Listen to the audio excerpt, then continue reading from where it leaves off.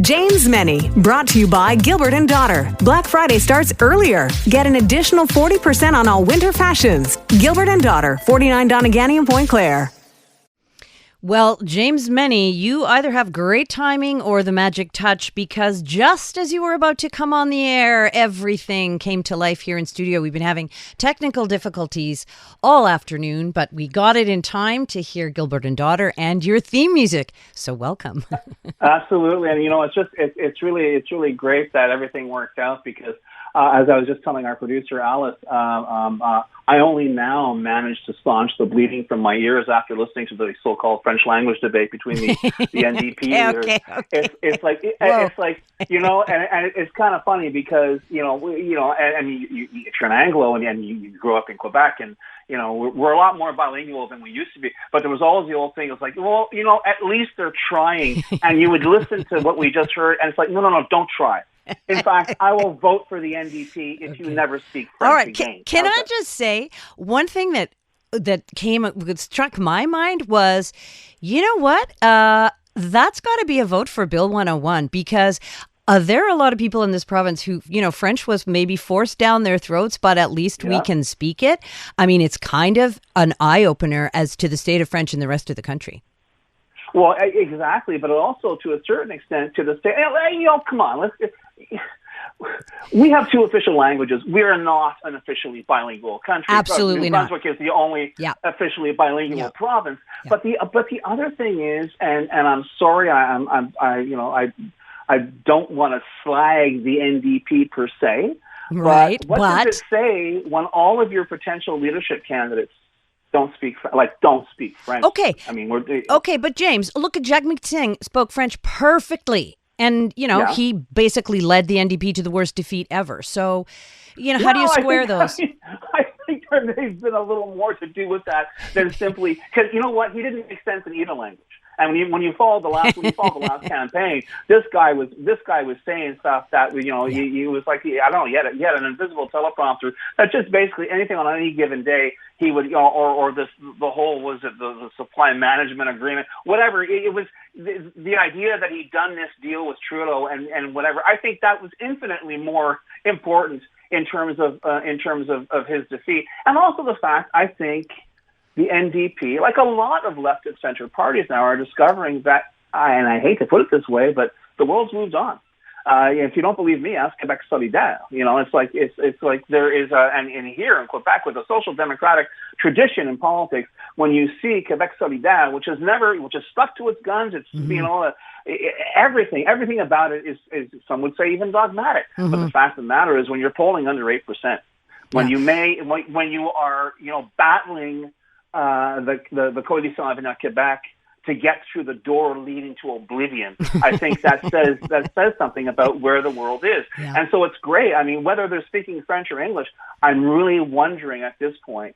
Is there any other reason we're talking about the NDP now, other than the fact that theoretically they hold the balance of power with minority government, which will probably end up being a very narrow majority government, I think, within the next few months. But I guess the question is, are they just accepting their obscurity by not having anyone as a leadership candidate that could legitimately be on the national stage? I got to tell you, I've used the expression on the show, what I refer to as NDP syndrome, and not just for the NDP, but for parties that know they will never, ever, ever form a government. So you know what, you can do and say whatever you want, and it's a very comfortable place to be. You can pretend you're the nation's conscience or not. But the problem is, I think there's a law of diminishing returns on that particular approach to politics, and we're seeing it with the NDP, and to a similar extent with other left of center parties. Is that it's great. Ideology is marvelous, but every single survey, every single poll, no matter what the polling firm, and no matter what the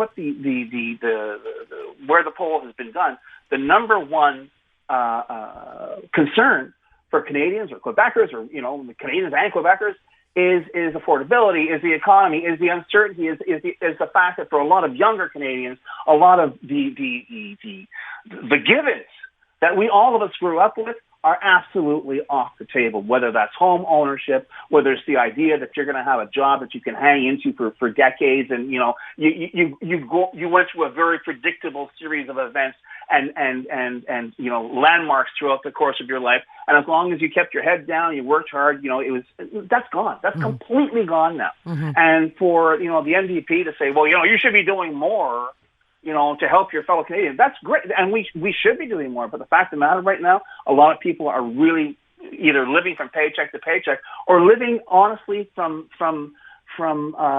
situation to situation. We don't know from 1 month to the next, or literally from 1 week to the next, where we're going to be. When you have a mild cardiac arrest, when you look at your receipt, even at Costco, when you go out and you realize, how did everything get so expensive? Because your paycheck certainly didn't go up, and it doesn't look like your paycheck's going to be going up anytime soon. So these are the issues, and if you want to talk about les grands jeux of the left, well, that's fine, and it's a free country, feel free, but don't expect to be taken seriously. Okay, so where does Mark Carney and his brand of whatever you want to call it, conservative liberalism, where does this fit in this? Oh, the guy's a conservative. Yeah. The guy's a banker. Come on, I love this. This is one of the greatest, one of the greatest political. I won't say scams, but one of the greatest political masquerades I've ever seen is that, and people are saying, well, I like the cut of his jib. I'll never vote conservative, but this guy is running the government like a conservative. He's governing as if he has a majority, and he's running it like a conservative. And the idea that, he's kind of catching hell for saying things like, who cares, when I asked when's the next time you're going to talk to Donald Trump. Which he did apologize for. Well, yeah, sorry, not sorry. It's like, come on. Yeah. He knew exactly what he was doing. Yeah. This is not his first rodeo. And the fact is, we're seeing the departure of Stephen Guilbeault. And once again, he was a good servant. He was a very good cabinet minister, blah, blah, blah, blah. But once again, the ongoing de-Trudeauization of the Federal Liberal Party of Canada continues. And I heard you talking earlier with our CTV analyst, and I would respectfully submit that no, there is not going to be a spate of resignations from cabinet, because every man and woman in the Federal Liberal Caucus knows that unless, an asteroid hits the planet Earth, the Liberals are going to be in power at least until 2029. So you know what? Why do you want to rock that boat? And listen, there's plenty of opportunities for advancement to get your particular political agenda moved forward. And the fact is, right now, and we see it survey after survey, and I remember when Mark Carney announced that he was going to be dropping the tariffs that had been imposed by Trudeau on various American goods.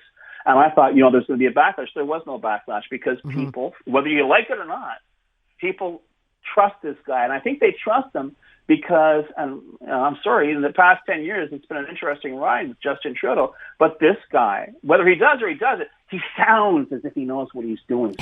Well, so this is, and you know what? For a lot of people, that's enough. Well, and I think, too, that people want to give him a little bit of time. And I'm wondering, just back to the resignations. Listen, if you're an MP from BC, you might have trouble explaining this to your constituents, but I'm thinking some Alberta MPs who are conservatives are going to be voting with the government the next time. No kidding. And this is the thing. And don't forget, there is a certain amount of dissatisfaction, no matter how much they want to, lowball it. There is dissatisfaction, growing dissatisfaction within the Conservative caucus. That's it. And you know what? The idea that, floor crossings, don't kid yourself. If it turns out, and as I say, if Mark Carney is turning into a more effective conservative than Pierre Poilievre, it'll be a very interesting 6 months from now to see, who's sitting where in the House of Commons. Mm-hmm. All right, before I go, I feel like we can't end the week without quickly talking about the Liberals and the PQ's road to power being helped along by the Liberals. I know we're tight for time, too, so let me put it to you this way. I don't know if you saw the story. The Quebec Conservative Party is launching a publicity campaign aiming at Quebec Anglos. It's going to be ads in the Gazette and the Suburban. And I think their slogan says it all. No referendum, no corruption. gee, I guess wonder where they're going, right? This is it. And my hat's off to him. Aaron Jane, he doesn't have a seat in the National Assembly. This guy is so hungry. This guy is he's like the James Brown of Quebec politics. Yeah. He's the hardest working guy. And I got to tell you, he is hitting the nails exactly at the right time. Yeah. And who knows, but this is it. And as for the Liberals, good Lord, we talk about, hubris and nemesis, and we look at the Liberals, and, I was always saying, these guys, you waited 2 years for a leader, and don't worry, everything's going to be fine. Guess what? Everything's not fine, and now you have less than a year to the next election. Gee, I wonder how that worked out for you. Just goes to show you, Sue, you know what? I think you should always, especially in Quebec politics, always plan for the best, but expect the worst. Absolutely. Well, we've seen the worst, that's for sure, in the last week. James, great talking to you. Thanks so much. Thank you. Bye. I'm Luke Wilson. Join me each week for Film Never Lies. Since retiring from the NFL, I've had a lot on my mind, and now I've got my own show. So if you're tired of lazy takes, if you want honest conversations, join us each week. Film Never Lies, available on all TSN platforms and the iHeartRadio app.